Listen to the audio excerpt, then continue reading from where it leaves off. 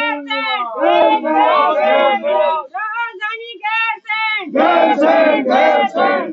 कहीं दूर नहीं और कहीं मंजूर नहीं, गैरसैंण कहीं दूर नहीं और कोई मंजूर नहीं। उत्तराखंड जिंदाबाद जिंदाबाद जिंदाबाद, उत्तराखंड जिंदाबाद जिंदाबाद जिंदाबाद, जय उत्तराखंड जय उत्तराखंड। उत्तराखंड क्रांति दल यूकेडी का 46वां वार्षिक अधिवेशन आज समाप्त हो गया, जिसमें राज्य के विकास और आगामी योजनाओं पर व्यापक चर्चा की गई। यह 2 दिवसीय अधिवेशन श्री भुवनेश्वरी महिला प्लान कैंपस के मन मंथन सभागार में आयोजित हुआ। आज सोमवार दोपहर 2 बजे इस अधिवेशन का समापन हुआ। कार्यक्रम में पार्टी के प्रदेश और केंद्रीय स्तर के सभी पदाधिकारी, भूतपूर्व सैनिक संगठन के पदाधिकारी और कई सम्मानित मीडिया प्रतिनिधि मौजूद रहे। यूकेडी के केंद्रीय अध्यक्ष पूरण सिंह कठैत ने अधिवेशन में राज्य के समक्ष विभिन्न प्रमुख मुद्दों को उठाया और पार्टी के एजेंडे को साझा किया। उनके अनुसार उत्तराखंड की स्थायी राजधानी गैरसैंण का शीघ्र निर्माण करना पार्टी की प्रमुख प्राथमिकता है। उन्होंने कहा, हम 1950 का मूल निवास कानून लागू करने और सशक्त भूकानून लाने की दिशा में दृढ़ संकल्पित हैं। अधिवेशन में यह भी जोर दिया गया कि उत्तराखंड के प्रत्येक बच्चे को 21वीं सदी की शिक्षा मुहैया कराना और हर गांव में स्वास्थ्य सेवाओं का विस्तार करना अत्यंत महत्वपूर्ण है। इसके साथ ही प्रत्येक ब्लॉक में एक निःशुल्क बोर्डिंग स्कूल का निर्माण किया जाएगा और 21वीं सदी की स्वास्थ्य सेवाओं को हर परिवार तक पहुंचाने का प्रयास किया जाएगा। पूर्ण सिंह कठैत ने यह भी घोषणा की कि राज्य में 72 नए शहरों का निर्माण किया जाएगा ताकि पलायन पर अंकुश लगाया जा सके। उन्होंने कहा कि प्रत्येक परिवार को 300 यूनिट बिजली मुफ्त प्रदान की जाएगी और किसानों को सिंचाई के लिए मुफ्त बिजली उपलब्ध कराई जाएगी। यूकेडी ने भ्रष्टाचार के खिलाफ कठोर कदम उठाने की बात की और सुनिश्चित किया कि खनिजों की खोज और उनका संतुलित दोहन कर रोजगार पैदा किया जाएगा। साथ ही उन्होंने सरकारी विभागों में निविदाओं को लेकर शिथिलता की स्थिति पर भी विचार किया और स्थानीय ठेकेदारों को प्राथमिकता देने की बात की। यूकेडी ने प्रदेशवासियों को धार्मिक और पारंपरिक स्वतंत्रता देने का भी वादा किया। उन्होंने यह भी कहा कि देवदूतों की दुर्घटना में मृत्यु होने पर 25 लाख रुपए मुआवजा दिया जाएगा। शहीद स्मारक गैरसैंण में एक शहीद स्मारक का निर्माण किया जाएगा। सौर ऊर्जा को प्रोत्साहित करने और अतिरिक्त ऊर्जा उत्पादन के उपाय किए जाएंगे। प्रदेश में बंदर, सुअर, तेंदुआ, बाघ इन जानवरों के आतंक से मुक्ति दिलाने के उपाय किए जाएंगे। उत्तराखंड में बाहर से आने वाले वाहनों पर ग्रीन टैक्स लगाया जाएगा।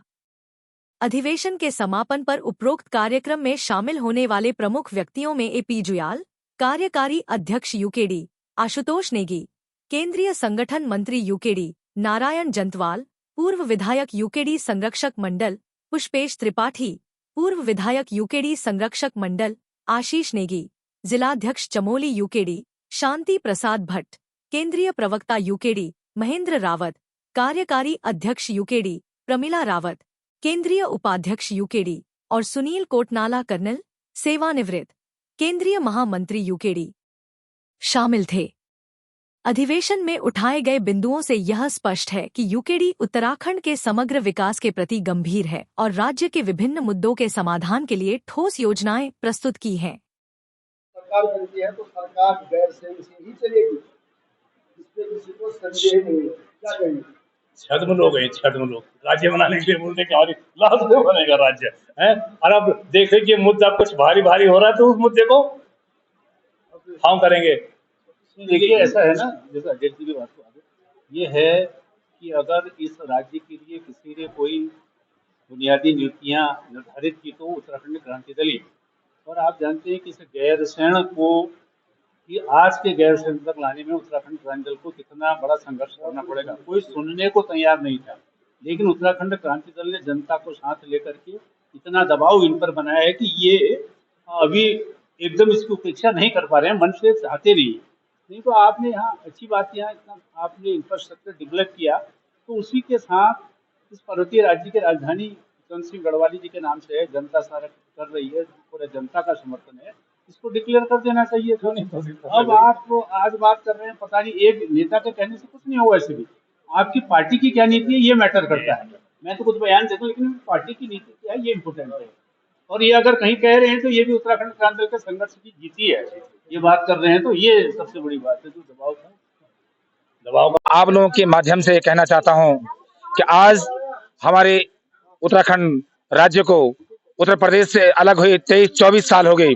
जब हम सेना में थे तो हम जब वर्दी में थे, हम जब वापस हम वर्दी खोल के जब हम सेना निवृत्त हुए तो हमें एक उम्मीद थी उत्तराखंड में कि हमारा राज्य खुशहाल होगा, हम लोग खुशहाल होंगे, हमारा मनोबल ऊंचा होगा।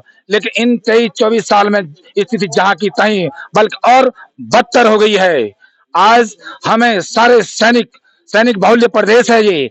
आज हम सरकार से ये पूछना चाहते हैं कि आपने जो अग्निवीर की जो योजना चलाई वो कहीं ना कहीं आपने हमारे उत्तराखंड के सैनिकों के साथ आपने हमारे पहचान को खत्म किया है।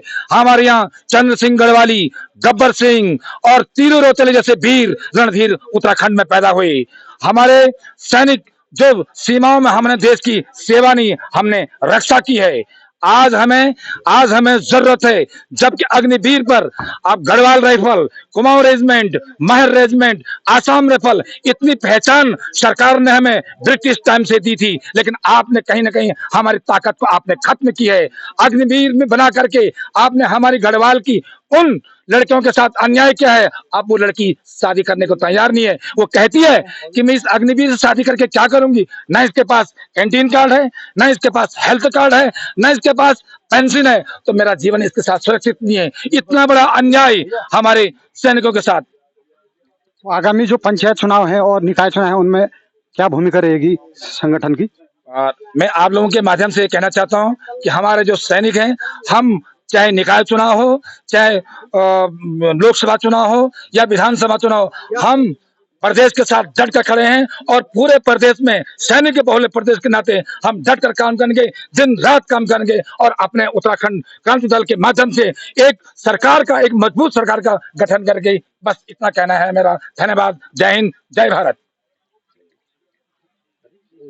मिल गए, लेकिन हमारा उत्तराखंड जो राज्य मिला है ये 42 खूनी शहादतों से और उसके अलावा कई अदृश्य हैं जो कई लोगों ने कुर्बानियां दी हैं, उसके बाद बना है। तो जब हम सेवा से सेवानिवृत्त हुए हैं तो हमें महसूस हुआ कि एकमात्र उत्तराखंड ऐसा है कि ये नया राज्य नहीं बना, ये आजाद हुआ है, क्योंकि इसने अपनी शहादतें दी हैं, अपने अपनों की शहादतें दी हैं। और आज यहाँ उत्तराखंड इस 2 दिवसीय अधिवेशन में यहाँ पर जितने भी हमारे उत्तराखंड क्रांति दल के जो मुद्दे हैं उन मुद्दों पर मोहर लग गई है और उन्होंने ये कह दिया कि ये मुद्दे हम हर लेवल पर हम उठाते रहेंगे और जब तक ये मुद्दे नहीं होंगे हम सड़कों पर उतरते रहेंगे। और निसंदेह जब हमारी सरकार आएगी तो हमारे पास ऐसा रोड मैप है जिससे हम रोजगार सृजित करेंगे और जिससे हम अपना रिवर्स पलायन की कार्रवाई शुरू करेंगे। उसकी सबसे पहल एक है कि अगर मूल निवास 1950 भू कानून और हमारा जो क्या नाम बोलते गैर सैन्य राजधानी बन जाए तो आपको ये एक छोटा सा जैसे सिरदर्द के लिए डिस्पिन की गोली का काम करेगा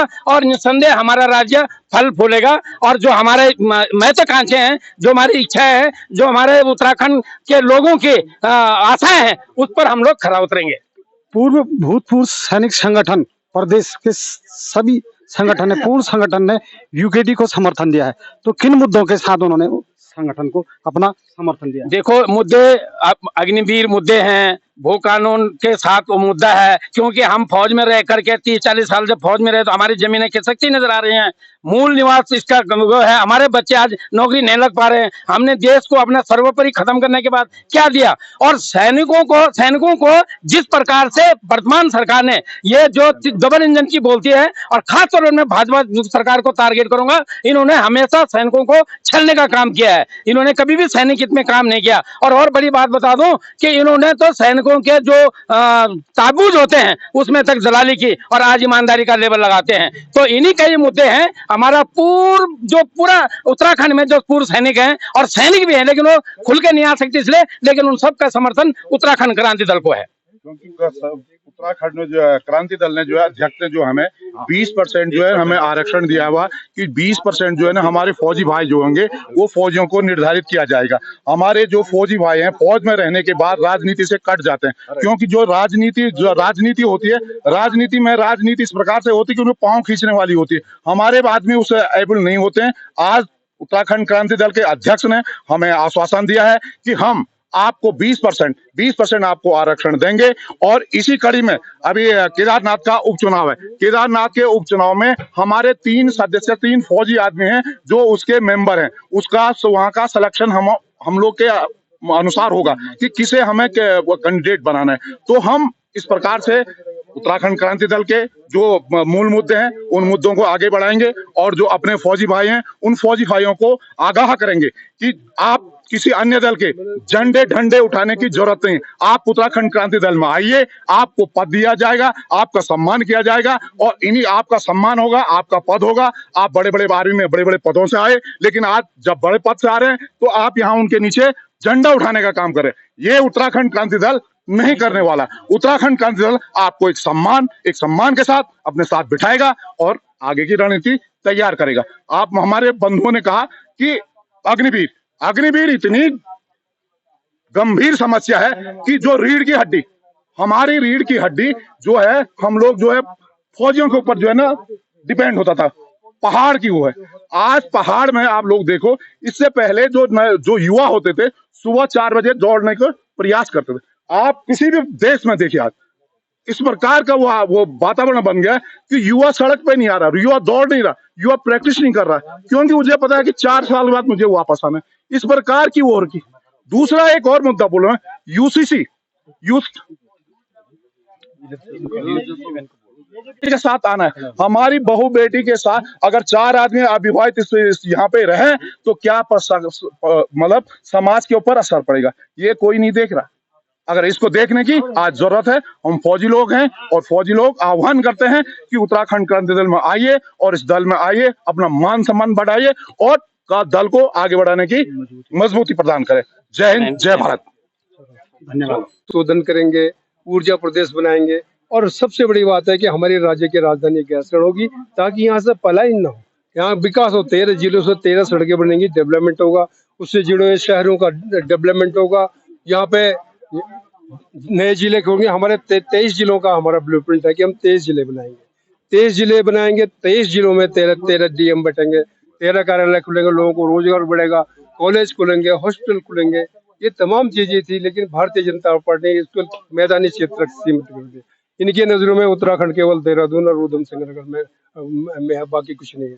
तो इन चीजों को लेकर हमने मंथन किया है कि हम आने वाले समय में क्या करेंगे। भारतीय जनता पार्टी और कांग्रेस की विशेषकर मेरे महिलाओं से कि अंकिता हमारी बेटी, हम कहते हैं पहाड़ की बेटी, हमारी कहाँ है तुम्हारी पहाड़ की बेटी। एक वोट तो बंगाल में देखिए आप, भारतीय जनता पार्टी ने एक लड़की डॉक्टर, उसके लिए सीबीआई की जांच बिठा दी। हम सड़कों पे चिल्ला रहे, हमने रैली भी कर दी, धरना भी कर दिया, चक्का जाम भी कर दिया, अभी तक सीबीआई की जांच ही नहीं हो रही है। सबसे पहली बात, वो महिलाएं जो यूकेएसएससी और विधानसभा और सचिवालय में बैकडोर से भर्ती हुए 35,000 हमारे लोगों बच्चों की नौकरी लोग बेच गए।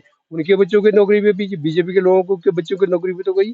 अरे मूल निवास समाप्त हो रहा तो उनका भी हो रहा है, जमीनें जा रही, उनकी भी जा रही। हम अपने पैसे से उनके लिए भी लड़ रहे हैं, लेकिन वो केवल शराब में और ढोलक चिमटे में मस्त हैं। हम उनसे भी आग्रह करते हैं कि महिलाओं, हम इस राज्य में महिलाओं को बनाया और आप इस राज्य को बर्बाद करने में भी भारतीय जनता पार्टी महिलाओं का हाथ है। इसलिए इस राज्य को बचाओ।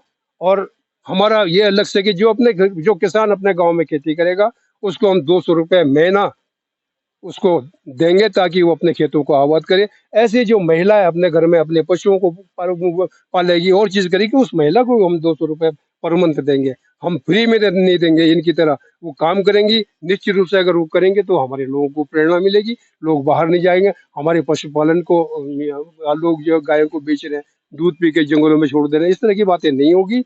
तो इन्हीं शब्दों के साथ मैं आप तमाम मीडिया बंधुओं को, आप लोगों ने हमको कवर किया, इस बात के लिए बहुत बहुत धन्यवाद।